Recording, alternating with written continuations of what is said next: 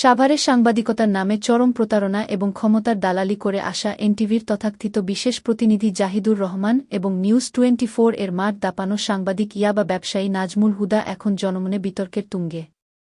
এরা দুজনই মুজিব পূজারী ও হাসিনা সরকারের দোসর হিসেবে পরিচিত। দুইজনই ছিলেন পতিত সাভার উপজেলা পরিষদের সাবেক চেয়ারম্যান মঞ্জুরুল আলম রাজীবের ঘনিষ্ঠ। শুধু ব্ল্যাকমেইলিং করে হয়েছেন শত কোটি টাকার মালিক। অবৈধ সম্পদ অর্জনেই এদের জুড়ি নেই, বরং সাভারের নিরীহ মানুষের রক্তে এদের হাত রঞ্জিত।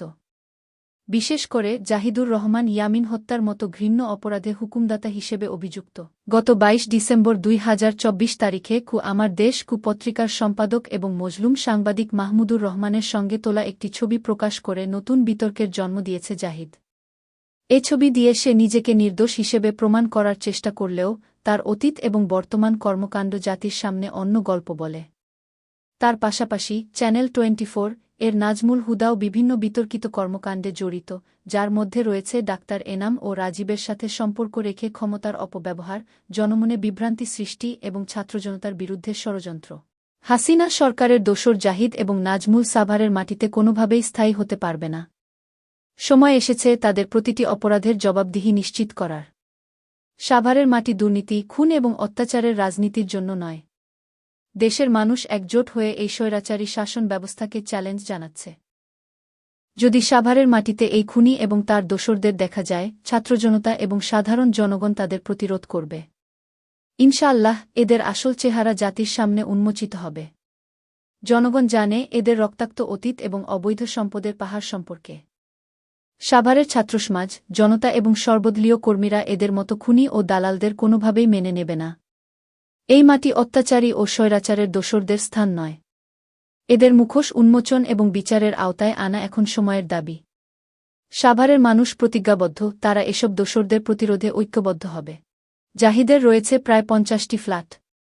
সাভার পৌরসভার তালবাগ গোরস্থান সংলগ্ন হোসেন খানের মালিকানাধীন অ্যাপার্টমেন্টে রয়েছে 6টি ফ্ল্যাট, শিমুলতলায় রয়েছে 6তলা বিশিষ্ট সুরম্য বাড়ি, পাশেই সিলমাস টাওয়ারে রয়েছে 2টি ফ্ল্যাট, সবুজবাগে কৃষি ব্যাংকের নিলামে ক্রয় করেছেন 17% উপরে বাড়ি, জামগড়া শিল্প এলাকায় 3টি বাড়ি, ধামরাইয়ে বরদাইল ও রোয়াইলে 10-12 বিঘা জমি, সাভার বাসস্ট্যান্ডে মনসুর মার্কেটে দোকানের পজিশন ক্রয় ও সাকুরা বাস কাউন্টার, জামসিংয়ে প্লট, শাপলা হাউজিংয়ে একাধিক প্লট ও বাড়িসহ আরও রয়েছে অঢেল সম্পদ।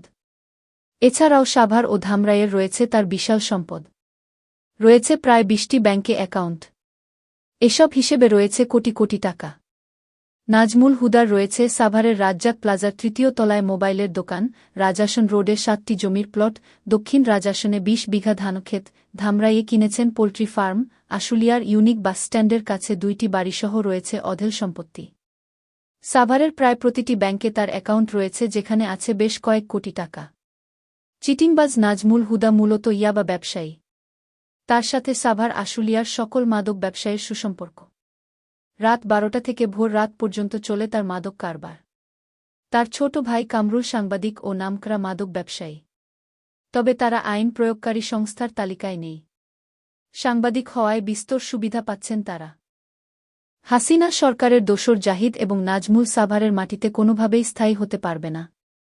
সময় এসেছে তাদের প্রতিটি অপরাধের জবাবদিহি নিশ্চিত করার। সাভারের মাটি দুর্নীতি, খুন এবং অত্যাচারের রাজনীতির জন্য নয়। দেশের মানুষ একজোট হয়ে এই স্বৈরাচারী শাসন ব্যবস্থাকে চ্যালেঞ্জ জানাচ্ছে।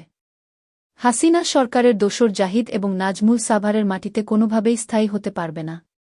সময় এসেছে তাদের প্রতিটি অপরাধের জবাবদিহি নিশ্চিত করার। সাভারের মাটি দুর্নীতি, খুন এবং অত্যাচারের রাজনীতির জন্য নয়। দেশের মানুষ একজোট হয়ে এই স্বৈরাচারী শাসন ব্যবস্থাকে চ্যালেঞ্জ জানাচ্ছে। সাভারের ছাত্রসমাজ, জনতা এবং সর্বদলীয় কর্মীরা এদের মতো খুনি ও দালালদের কোনোভাবেই মেনে নেবে না। এই মাটি অত্যাচারী ও স্বৈরাচারের দোসরদের স্থান নয়। এদের মুখোশ উন্মোচন এবং বিচারের আওতায় আনা এখন সময়ের দাবি।